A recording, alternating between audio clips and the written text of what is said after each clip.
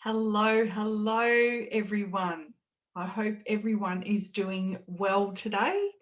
It's Natasha Zavas here from the Green Secrets Holistic Health Clinic, and today's training is on time management tips for the busy working woman, which I know a lot of you are, and I certainly understand what it is like to try and juggle home, work, family life, and try and keep all those plates spinning in the air at the same time without everything coming crashing down uh, on top of you.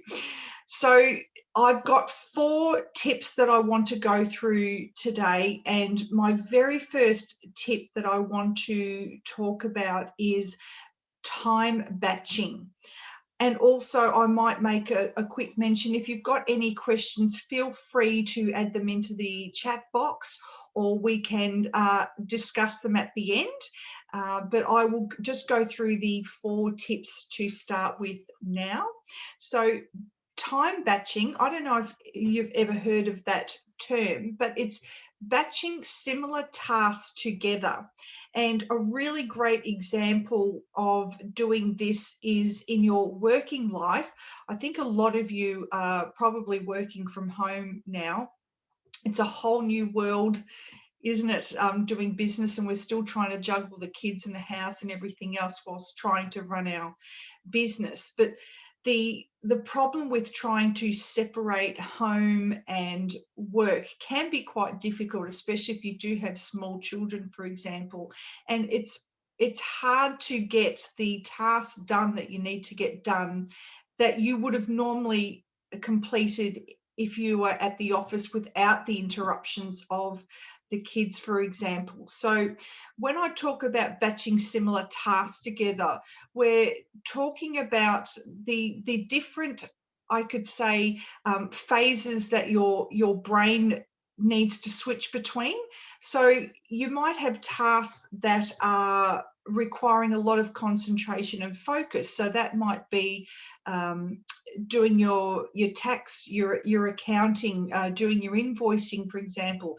That's using a particular part of your brain, as compared to if you were talking on the phone, scheduling appointments, or if the doorbell rings and you have some visitors over for coffee. It's like your brain switched into that social mode.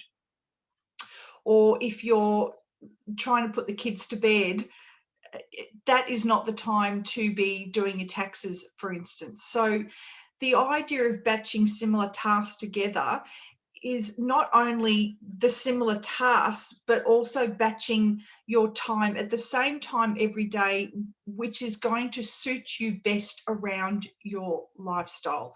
So as I've just mentioned, you're not going to be wanting to do your accounting and your tax at the kids' bedtime. There's no way your brain can get into that focused mode when you're in mum mode.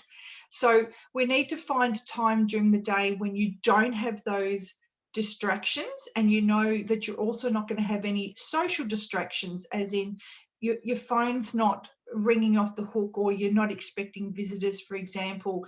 You need to find that time in the day when you can actually sit and focus. So that time might be different for everyone, but you might find between the hours of 10 a.m. and 12 p.m., when your young children are having a nap, for example, the house is quiet, that is the time when you should switch your phone off or put it on silent and get those tasks done.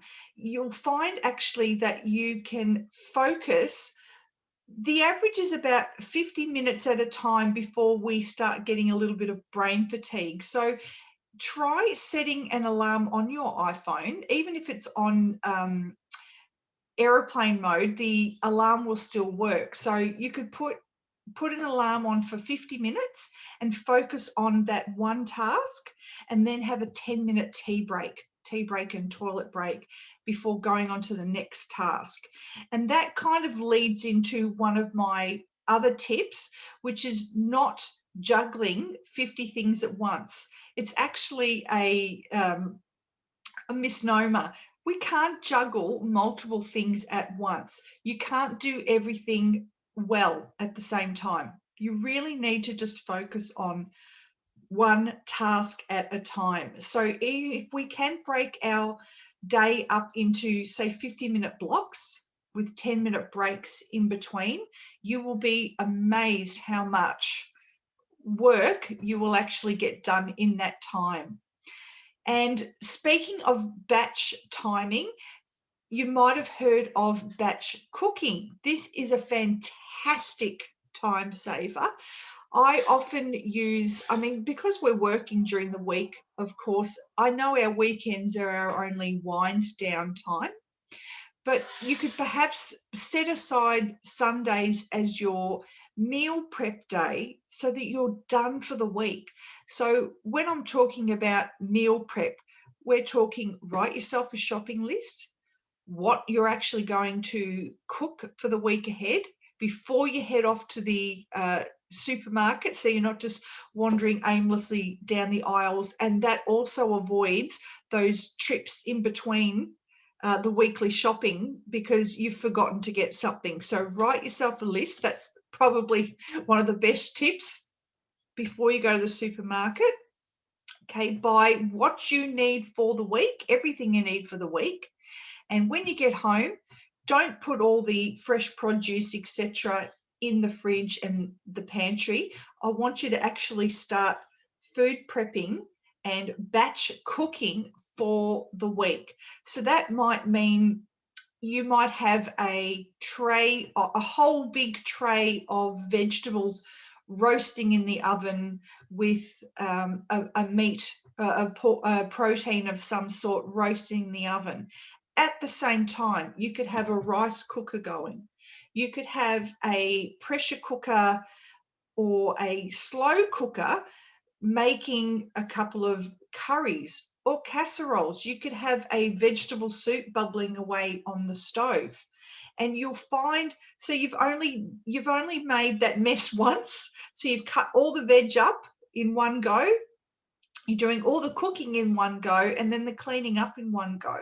Then when everything is cooked, okay, put everything into portion size containers and freeze what you're going to be eating later on in the week, so that you will save so much time in the evening, especially when you're tired after a hard day at work. And you can also have a lovely hot lunch. All you have to do is go to the fridge or the freezer and you've got a ready-made meal there. You know exactly what's gone into it, super healthy, and there's no washing up for the rest of the week. So it saves you so much time. I love the fact that I don't have all that mess during the week as well. So when we're talking about time-saving tips, now that you're not standing over a hot stove every night and doing your 10th load of washing for the day, how about you schedule in some you time?